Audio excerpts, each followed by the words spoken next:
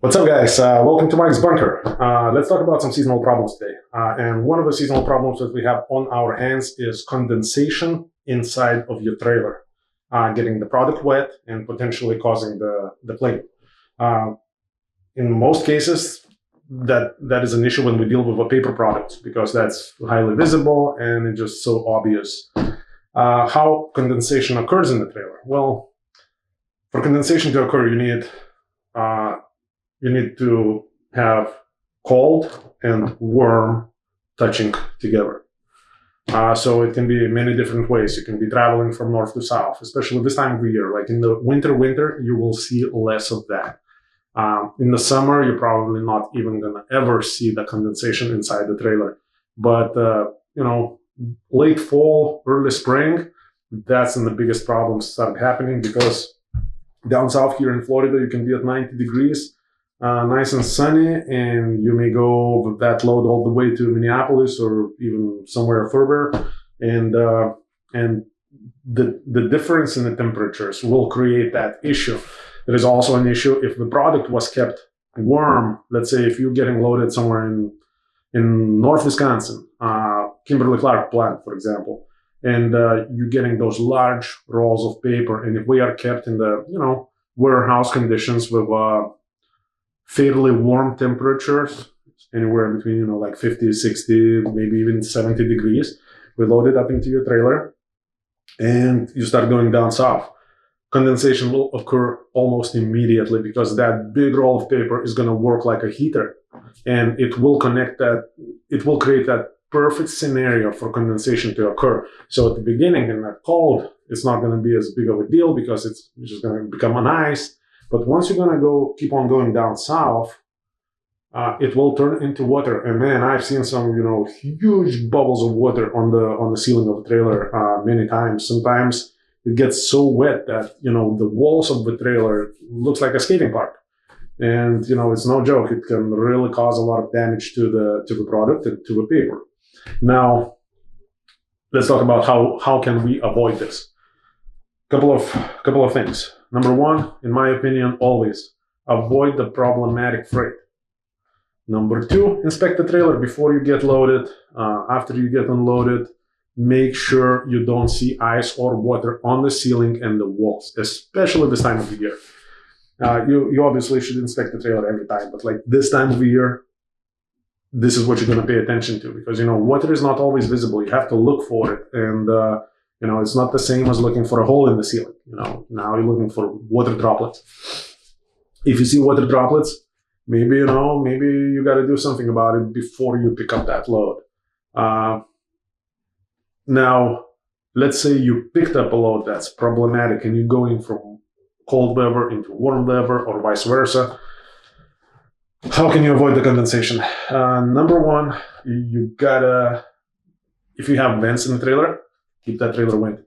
Because the more air goes through the trailer, the less chances the condensation will occur. Another potential problem or actually solution, you can, every time you stop for fuel or you park for rest or for a break, open up trailer doors. Let that temperatures equalize between the outside and inside of the trailer. That will help. If you're going to do that consistently through your route, that potentially can help. Now, here's the big problem. A lot of times those droplets, in my opinion, I'm not a paper shipper. I'm just a trucker, just like you. In my opinion, from just a logical point of view, a few drops of water, what kind of damage is it?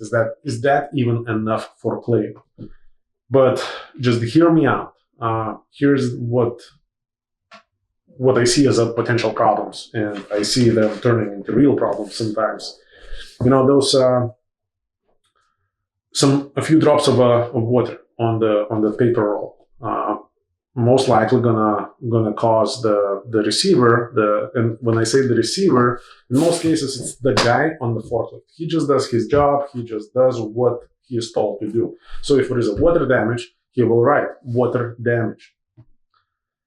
How much water damage? He's not gonna mention. He's just gonna say water damage. if you don't take precautionary actions, it can very, very easily turn into claim. And especially in our current economical conditions, which are good. However, there are states that are really, really struggling. There are businesses that are really, really struggling. And how do you know that that company that is receiving those rolls of paper, and again, I'm just using rolls of paper, it can be anything.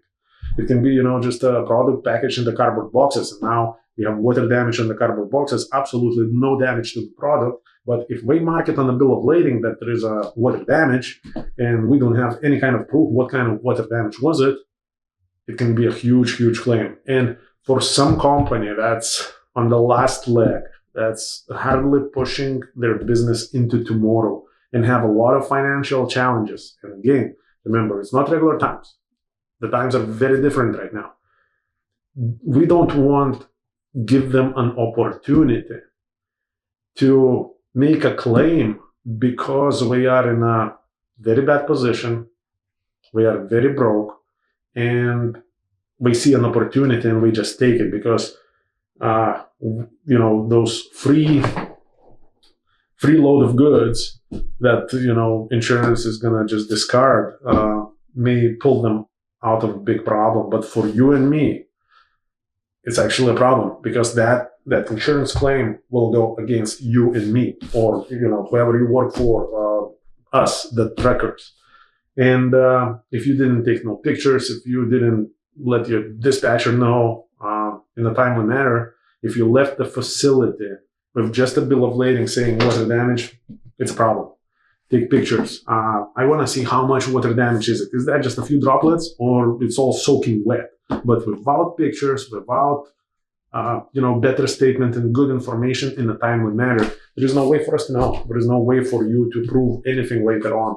And for the most part, people are good. For the most part, people will not be doing something, crazy as I described, but these are not regular times. And we got to protect ourselves. You have to protect yourself. You have to protect the company that you work for, and just communicate. Now, pay attention. Water condensation inside the trailer is a big problem this time of the year. Take care, super truckers.